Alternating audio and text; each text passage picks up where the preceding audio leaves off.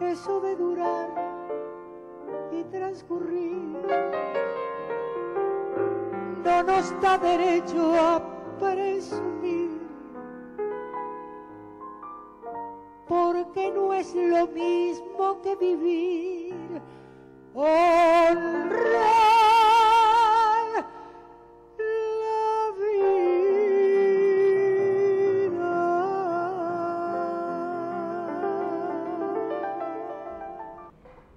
¿Cómo están? En los últimos tiempos se ha instalado de modo casi excluyente el tema de la violencia física, no ya de aquella que ejercen para delinquir, sino de aquella otra, ejercida por personas civilizadas que, esgrimiendo una justicia por mano propia, terminan cometiendo hechos sumamente aberrantes, que son en definitiva los que dicen querer combatir. Los debates en la sociedad son la riqueza misma, son su construcción, su avance, su desarrollo. Pero cuando hay debates que no surgen del seno de la sociedad, sino de sectores que tienen intereses seguramente alejados de los intereses del conjunto, asistimos a debates sumamente condicionados, manipulados, que en definitiva terminan operando sobre nuestro pensamiento, quitándole la libertad propia de aquellos debates a los que aspiramos, de esos debates constructivos. Mentiras, verdades a medias, ocultamiento de información, todo eso va generando un caldo de cultivo que termina disparando algunos sectores de la sociedad en una dirección de conducta propia de un primitivismo prehistórico. Yo me pregunto cuántos de los que hablan de que hay que cambiar el código, que el código penal no sirve, cuántos, incluidos políticos, han tenido en sus manos un código penal. ¿Cuántos lo han abierto, lo han leído? No digo estudiado, ¿cuántos lo han leído? Y sin embargo, hacen campañas respecto de ese código que no sirve, que la gente no tiene justicia y que van alentando esa justicia por mano propia. ¿Cuántos han leído un fallo judicial completo? Días pasados escuchaba cómo intentaban denostar unas declaraciones de un jurista prestigioso argentino como es el juez Zaffaroni. Y me preguntaba cuántos habrán leído su obra, conocerán los títulos de su obra, su trayectoria, como jurista, como docente. Y en cambio terminan repitiendo algunas frases, obviamente, tomadas con muy mala fe y repetidos por boca de ganso. Yo creo que es hora de que nos preguntemos y caigamos en cuenta del grado de manipulación que opera sobre nuestro pensamiento y nuestra conducta. ¿Cómo no se cae en cuenta de eso para poder sustraerse de semejante maniobra de manipulación y de dirección de aquello que en realidad la sociedad no quiere? Y después terminamos en estas monstruosidades, en esos actos aberrantes. Termina parte de la sociedad cometiendo asesinato, una sociedad y unos individuos que un rato antes no hubieran robado un chocolatín. Nosotros en programas anteriores planteábamos que para comprender en profundidad el tema de la violencia es necesario abordar otras aristas, muchas aristas, como tiene justamente la temática de la violencia, y no hablo solamente de la violencia física. Uno de esos aspectos que es necesario abordar es un tema que la sociedad niega o esconde o degrada, y es la situación de las personas privadas de libertad. O como diría Esther Cohen, sin eufemismo, hablemos de los presos. Esther, ¿cómo estás? Gracias por haber aceptado la invitación. No, bienvenida. Todo lo contrario, muchas gracias a vos. Esther Cohen es profesora de filosofía licenciada en Metodología de la Investigación, docente universitaria y con todos estos títulos rimbombantes, docente en cárceles, docente en contexto de encierro. ¿Cómo surge? ¿Cómo es que tomás esta decisión?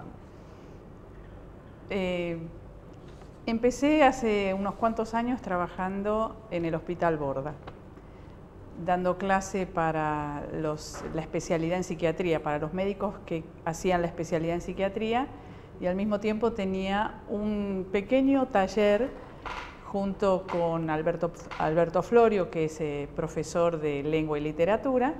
Teníamos un pequeño taller con locos, igual que digo presos, digo locos. Teníamos un taller con locos que estaban en un servicio próximo a la externación. O sea, estaban no medicados todo el día, entonces podían tener un pequeño taller en el cual leíamos textos, ellos escribían. Era una conversación que teníamos con personas con padecimientos psíquicos, sufrientes psíquicos, como gusta decir quien era director del Borda, el doctor Materazzi. Sufrientes psíquicos y no cuerpo, alma separados, sino sufrimiento psíquico. No enfermedad mental, sino sufrimiento psíquico. Y una persona que sufre sigue siendo una persona. De ahí recibí la invitación del profesor Florio para ir hacia la cárcel, para hacer el mismo trabajo que hacíamos con los locos, hacerlo con los presos. Es decir, personas sufrientes, pero fundamentalmente personas. Y entonces hace 9 años empecé con un pequeño taller extracurricular con el Centro Universitario de la Unidad 24 de Florencio Varela, que es una unidad del Servicio Penitenciario Provincial, Provincia de Buenos Aires, y un taller donde leíamos y debatíamos el texto de Foucault, Vigilar y Castigar. Era con las mismas personas que sufrían día a día el encierro, hablar de cuál es el sentido del encierro. O sea, no decir esta cuestión de denunciemos que en la cárcel la pasan mal porque la cárcel no es ni sana ni limpia, como dice la Constitución, sino pongamos sobre la mesa la idea del sentido del encierro. ¿Para qué sirve? ¿Cuál es el origen del concepto de encierro? La idea de leer en ese texto de Foucault, la idea que el encierro inicialmente es terapéutico.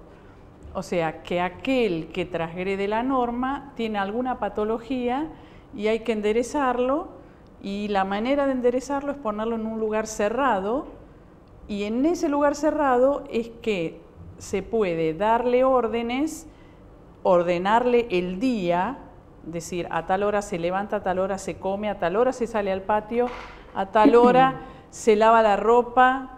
Estar bajo la idea de un orden cerrado implica la idea de el que se desorganizó, el que se desadaptó, se puede volver a adaptar porque de afuera le viene la idea del orden cerrado. Entonces hay que encerrarlo para ordenarlo. Ese fue un concepto muy lindo de 1830, claro, en otra sociedad, con otra vida cotidiana, con otros conceptos. Para la época un avance.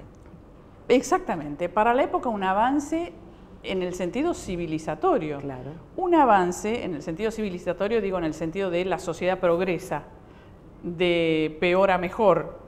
Entonces, en ese sentido, en vez de matarlo en la horca o en el suplicio, o sea, ahorcarlo en la plaza pública como ejemplo, o quemarlo en la plaza pública como ejemplo, en vez de tener esos ejemplos, ¿por qué no?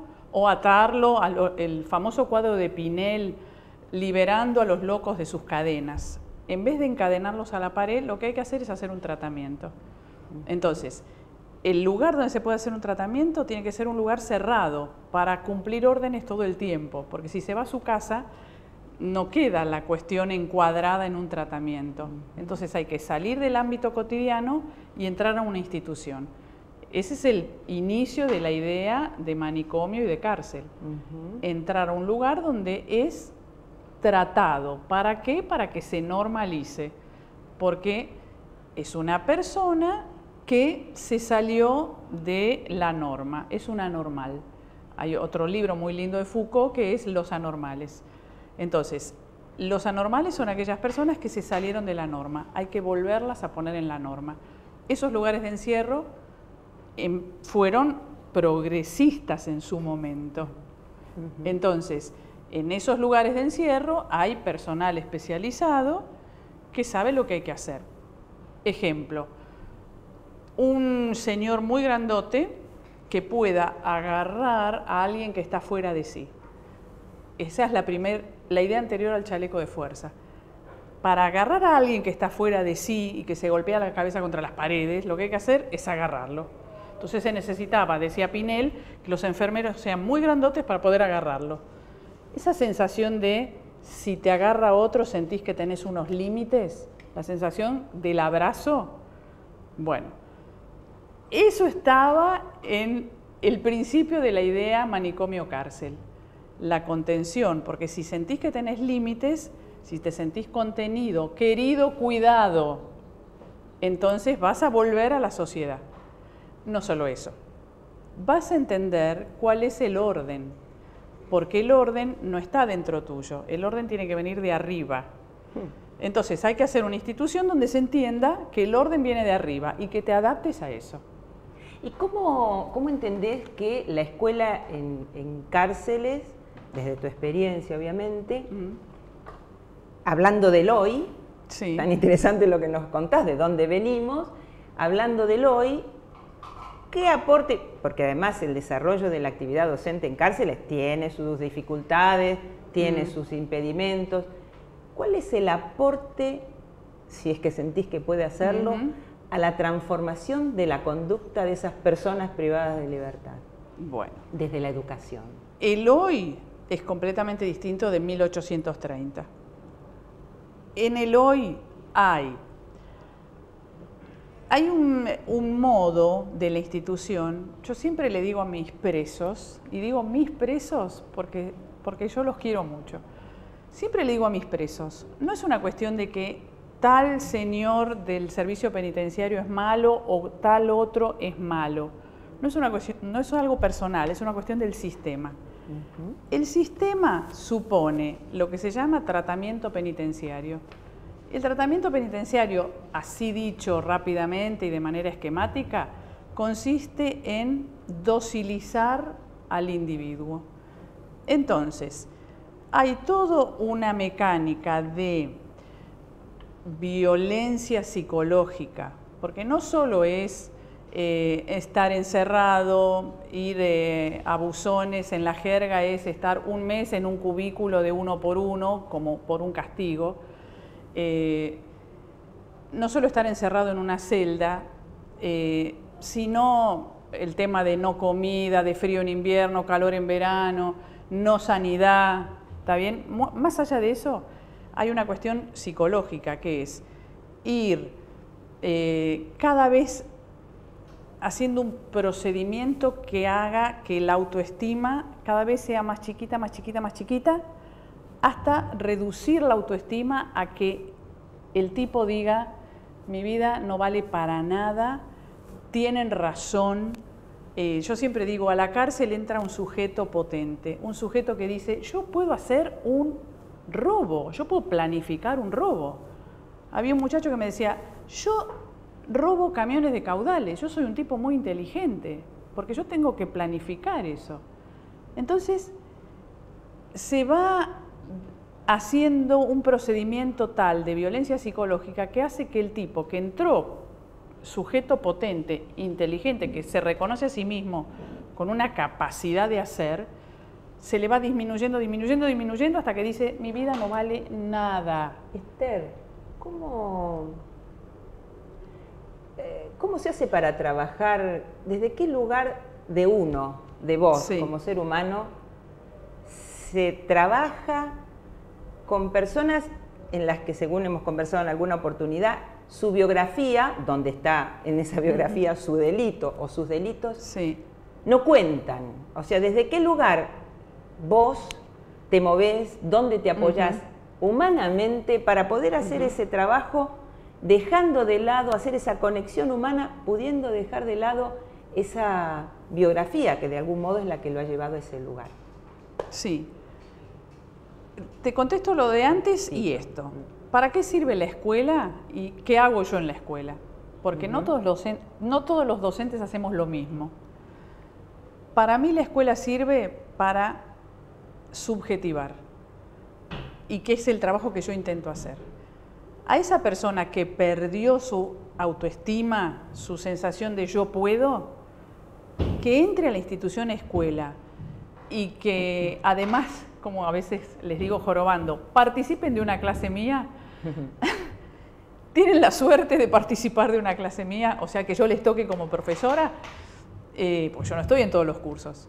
Estoy en la escuela secundaria, hay varios cursos. Claro. Hay 2 primeros o 3 primeros, yo no estoy en todos los cursos. Entonces, mi laburo principalmente consiste en que yo pretendo subjetivar al que considero que es una persona que está paulatinamente perdiendo su sentirse digna, que su vida sea digna de ser vivida. Su sentirse alguien que dice, yo puedo esto, yo puedo entender una fórmula matemática, yo puedo entender una clase de inglés, yo puedo entender un razonamiento de historia, de geografía, de física, de química. Esa sensación de yo puedo, creo que es lo que le brinda la escuela. Yo doy historia y doy educación cívica. En educación cívica hablo de la vida de todos los días. Agarramos el diario y hablamos de la vida de todos los días. Hablamos, por ejemplo, del tema de los linchamientos. Háblame de ese lugar, se nos va el tiempo y me gustaría saber dónde te apoyás. De ese lugar. ¿Dónde me apoyo? Internamente, humanamente, para conectarte con lo humano del otro. Es que fundamentalmente creo que el otro es una persona. Y yo tuve esta vivencia que creo que es lindo para contar. Yo tuve la vivencia cuando entré por primera vez a la cárcel, que me encontraba con una persona, y yo siempre digo una persona, más persona que yo, porque alguien que cometió un delito es una persona en el sentido de pudo traspasar un límite de lo socialmente establecido, de lo socialmente permitido, pudo haberlo traspasado, pero tuvo una experiencia límite y de esa experiencia límite volvió. Entonces a mí me atrae mucho lo que ellos puedan decir luego de haber vuelto de esa experiencia límite, por ejemplo, de haber hecho un robo con armas común y corriente, ya ni digamos de haber matado a otra persona y volver. Yo no soy justamente de las que dicen el que mató una vez puede seguir matando, no es de ninguna manera automático y hay que poder volver de la experiencia de matar a otro y seguir siendo un ser humano. Y eso lo podemos hacer solo los seres humanos. A mí me atrae mucho esta conexión que yo puedo establecer con personas que pudieron traspasar el límite y volver.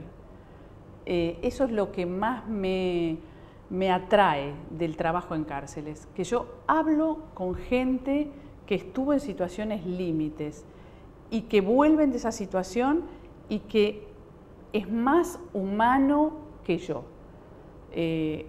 Pudo traspasar el límite y regresar. Eso es un... No sé si lo explico claramente, si puedo ponerlo esto en palabras, pero el tipo para mí es más humano que yo. Y además, soportar el encierro y seguir siendo una persona, tener códigos. Ellos tienen códigos. En esta sociedad afuera, con esta historia de los linchamientos actual, creemos que el tejido social está completamente roto y que hemos perdido los códigos. Bueno, adentro de la cárcel todavía hay códigos. Todavía hay cosas que no se pueden hacer. Por ejemplo, la mujer, la novia del compañero es absolutamente la mujer del otro. Eso es un código, pero que se respeta a rajatabla. Hay otros códigos que les resulta un poquito más difíciles de respetar, como por ejemplo organizarse para hacer algún pedido como mejor comida, por ejemplo.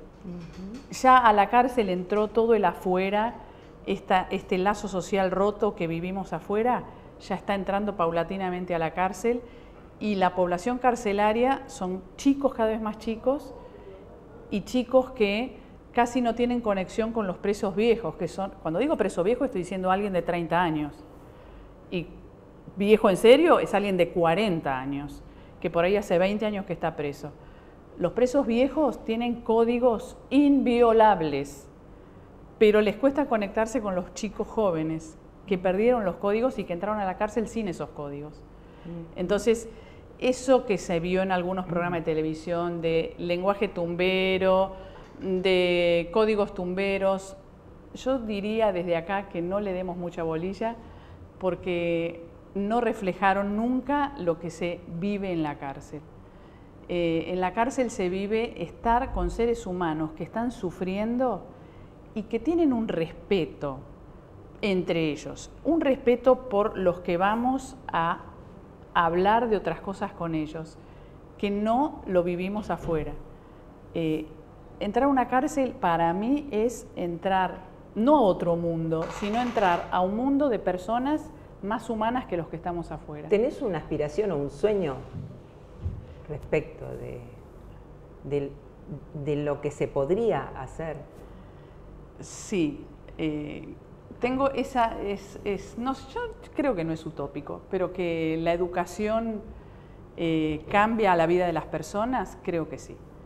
Y que personas que saben de dónde vienen y por qué están en ese lugar, siempre decimos los docentes de cárcel, la escuela es antidestino. La escuela rompe con la idea de estás destinado porque está escrito, esto te va a pasar porque naciste en una villa, porque tu padre era chorro y tu madre prostituta, no te queda otro camino. Bueno, la escuela es antidestino, la escuela rompe ese destino. La escuela dice, vos estás acá porque hay un modo en que la sociedad está funcionando en este momento que hace que vos estés acá. Hay unos excluidos, bueno, los excluidos de este momento hacen que vos estés acá. No dejás de ser un actor social, seguís estando en la sociedad, el preso sigue siendo funcional a la sociedad porque el preso tiene que ver con el sistema de exclusión. Entonces, si hay alguien que hay que excluir, bueno, son los que están adentro de las cárceles.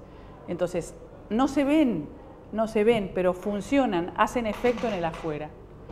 Muy interesante. Te vamos a invitar, se nos va el tiempo, tenemos muchas cosas para conversar, tenemos programas muy interesantes que tienen que ver con las bibliotecas abiertas, con toda esa posibilidad de fortalecer este aspecto de avanzar con más educación.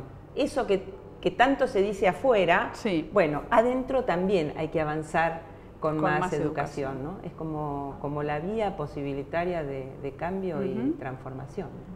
Adentro de las cárceles, hace 10 años, en la mayoría de las cárceles no había escuela.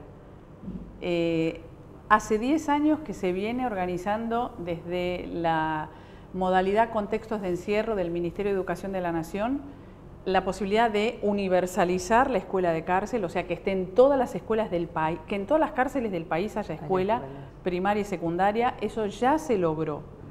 Estamos yendo por que haya universidad en todas las cárceles. Y esto es el próximo paso, que en todas las cárceles tengan acceso a la universidad. Pero desde Contextos de Encierro de Nación, la modalidad Contextos de Encierro, hay varios programas muy interesantes. Uno es el de bibliotecas abiertas, que es que vos mencionaste, que haya biblioteca en todas las escuelas de todas las cárceles.